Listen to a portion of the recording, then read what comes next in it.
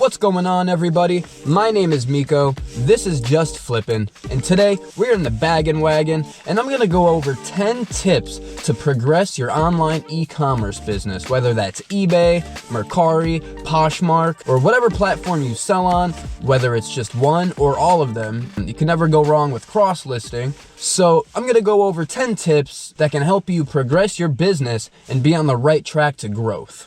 Now, these aren't in any type of order. These are all good points and good tips. The first one that I'm gonna go over is to list instantly.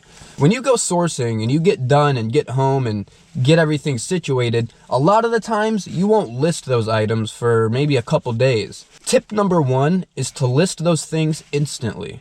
Go sourcing, get home, take your pictures, and list. The quicker you get that inventory in, the faster you can get that inventory out. The best thing in e-commerce is turnaround. You don't want to be sitting on a ton of stuff because that's just more storage that you have to worry about. And that's another added cost on top of the business. So what you want to do is after you're done sourcing, you want to picture and list almost instantly. At least the same day would be ideal. You don't want to sit on those items. You don't want to have a huge death pile. You just want to get those items, list those items, and ship those items as fast as you can. That's the first tip, list instantly. Tip number two is to take safe risk. What I mean by that is some people are afraid by the price tag of something. Say something costs $100 and you can only make about 75 to 100. A lot of people won't do that. But that's when the safe risk comes into play. Spend $100 on something that has a great sell-through rate, something that is in high demand, and something that you know will sell fast. At that point, it doesn't really matter how much you spend because you know for sure that you can turn a profit on that. So if you spend $100, you do the math, and you can only profit maybe 70 to 100 on it. If you use tip number one as well, list instantly, odds are you're gonna get that product out of your store quicker than not. And the safe risk is don't go buying $100 items that don't have any sell-through rate, because at that point, that's not a safe risk. That's just plain risky. We're not gambling.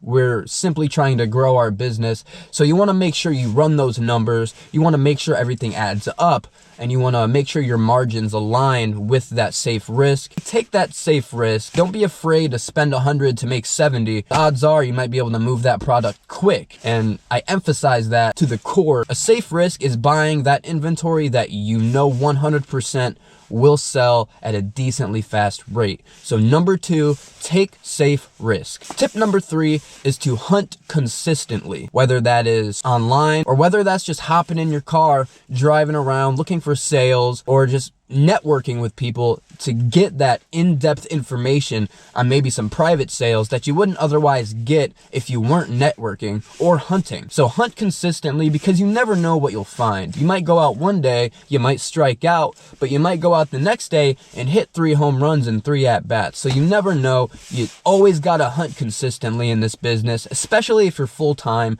If you're not full-time, you don't need to hunt as consistently because you probably have a day job and you probably have a lot of other things you need to take care of. So it's probably hard to get out there every single day to hunt.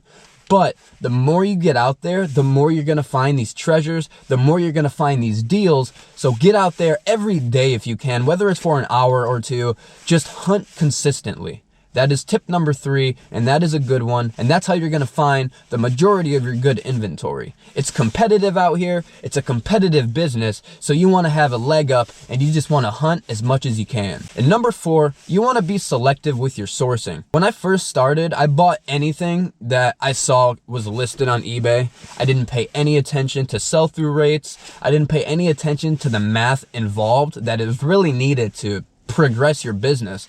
I was not selective at all. I bought so many things that I wish I just wouldn't have. There's still things that I bought when I first started that are still sitting, and that's because I wasn't selective. The key in this business is to get to a point where you're getting inventory that you can move at a fast clip. So being selective with your sourcing, picking things that you know have a high sell-through, and picking things that you know are in demand is gonna help you progress your business tenfold. Be selective with your sourcing. Now, don't buy junk because everything you get isn't gonna sell.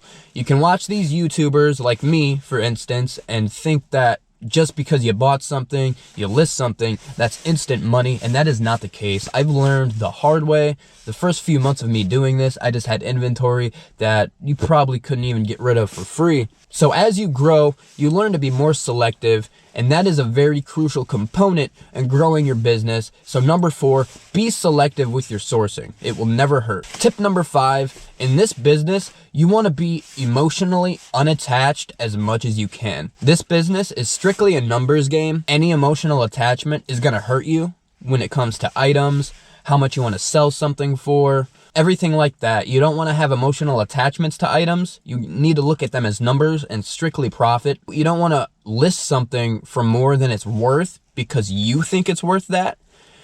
Because the whole goal here is to get inventory and move that inventory. So if you get an offer on something that might be $5 to $10 less than your asking price, take it all day long. Take it as long as it aligns with your margins. And that goes into just the mathematics behind this. You want to run the numbers before you even consider buying anything. So run the numbers. You might see something that you're attached to compared to something else that you're not. The item that you're not attached to may make more money than the item you are attached to. So you want to remove all the emotional attachment to things, because in the end, the key here is to make profit and make money. Doing that strictly on a mathematical number basis is going to get you there way quicker than buying items because you think they will sell. So you got to think about it like that. You got to think about what's in demand, what's selling at the time, and just be unattached from your items. Don't be unattached from your business. You want to put as much passion in your business as possible. But when it comes to the numbers, emotional attachment is only going to harm you in that department. When you're crunching numbers, leave the emotional attachment out of it. Be as unattached as you can and just be strictly about the business. Tip number 6 is a big one, your capital management. You want to split your personal funds and your business funds. Get a whole separate account for your eBay. It'll be easier for tax time, and it'll just be easier for you to manage and just keep track of what's going in, what's going out of your store. Also with capital management, you don't want to get in the habit of buying these extremely big bulk buys. Sometimes it's awesome, and I've done really well doing bulk buys, but you got to think of the time that it takes to get through all those items. You got to go through the chances of some things might not work, and then you also have to take into consideration the amount of money that it's going to take to spend if you're going to have enough money after that to complete any other sales that might be even more better than the one you're completing. So capital management is a big one. You don't want to spend $1,000 on a big bundle only for it to take 6 months to sell everything and to turn a profit. Therefore, you're going to be out $1,000 for 6 months. And that's just money that you can just put in the business and put into items that you know are going to have a quick turnaround. You can turn those thousands into more thousands instead of sitting on it for 6 months. So capital management is a big one that goes again with emotional unattachment. You don't want to be attached to this capital, and you don't want to purchase things that you're only buying because you think they're good. It simply depends on research. Do your research on these items, look at the sell-through rates, and that's how you make your decision on how much capital you can spend compared to how much net profit you can make, and also how much time it'll take to get through all that inventory. So the key here is capital management. That is a big one. Just make sure you run those numbers and make sure you're managing your money in a professional way. Tip number 7, build relationships, network. When you're out and about, when you're sourcing, don't be afraid to tell people what you do. Keep it on the down low a little bit, but if you see somebody that seems like they're interested, go ahead and just tell them what you do. Try to build some relationships. You never know when you might get invited to a private pick, or you never know when you might be able to gather that intel where there is a crazy exclusive sale. So it never hurts to go out and just let people know what you do. Build those relationships as you source, as you're moving. Network as much as you can. Join some reselling groups. Find the YouTube community that you enjoy and gather as much information as you can. Don't be afraid to let people know what you do because it might help you in the long run. Tip number 8, this will help if you're looking to progress, if you're looking to grow, if you're looking to scale, is to niche down slowly. What I mean by that is find a few categories that you're good at, that you know about, that you're knowledgeable in, and attempt to simply look for those things first. Don't just go to these sourcing spots and just completely randomize your inventory. Have these certain categories that you're good at, that you can look for, and that you're well versed in. You're gonna make more sales in certain categories than others. So the more knowledge you have in one category will only help you along the way. Research, it's all research dependent. It's all number crunching. That's all this business is. So slowly start to niche down a little bit, because that's gonna get you into the higher profit items that people otherwise wouldn't look for. And that is a big thing. Slowly niche down. If it works for you, it doesn't work for everybody. Doing that progresses my business exponentially, and it's just something that has helped me out. So tip number 8, slowly niche down if that is something that you feel would work in your business. Tip number 9 is to be confident and be assertive. You don't want people walking all over you in this business, because that's when you're gonna start losing out on some money. If you happen to get these returns on eBay or Mercari, wherever it is you sell, don't let those people strong arm you. Sometimes you can fight these returns. It's just, you gotta fight. You gotta be assertive. You gotta be confident.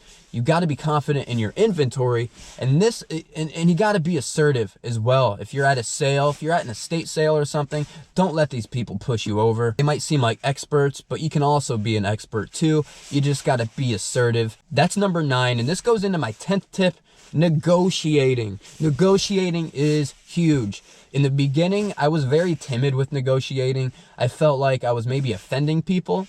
But here's the thing. The more you can shave off of that initial purchase, the more you're going to make, because your money is in the buy. The money you make is in the buy. You want your margins to be fat. You want fat margins. If your margins are slim, if there's a lot of work in those items, then it's just pointless. Move along. Don't even attempt to negotiate. But if you see these items with extremely good sell-through rates, you want to try to negotiate that down as much as you can. Don't feel embarrassed, because business is business. Everybody does it. Sharpen those negotiating skills, and being confident and assertive ties right in along with negotiating. Don't be afraid to throw out low ball offers. Don't do it all the time, because that's when you're going to lose your connections, lose your relationships. But if you can just feel out the situation, feel out the sale, and if it seems like that person is going to take a lower offer, don't be afraid to lowball a little bit and just get in negotiations with them and get into a little negotiating war, because odds are the seller will cave, because the seller just wants to unload their stuff. So, and if it's also been listed for a while, just don't be afraid to shoot out those offers. And if you're at a sale, don't be afraid to negotiate as well, because odds are they're willing to do that with you. Don't ever try to pay sticker price, because you could be just hurting yourself in the long run, and you never know, you could be bolstering your margins tenfold if you just learn how to negotiate a little bit. Guys, these are 10 tips that I hope will help you progress your reselling business, things that have helped me grow exponentially. These 10 things helped me grow in my reselling business. I became top-rated seller, and I have 100% feedback. That is huge when you're dealing with an e-commerce business. You want to get your reputation out there. Guys, these are 10 tips that I hope will help you out. Look out for my next videos. Make sure to like and subscribe. It'll help out the channel a lot. And I hope you guys can scale up your business as well. And I hope these tips will help you. My name is Miko. This is Just Flippin', and keep hustling, keep that productivity high, and I hope you guys have a good one.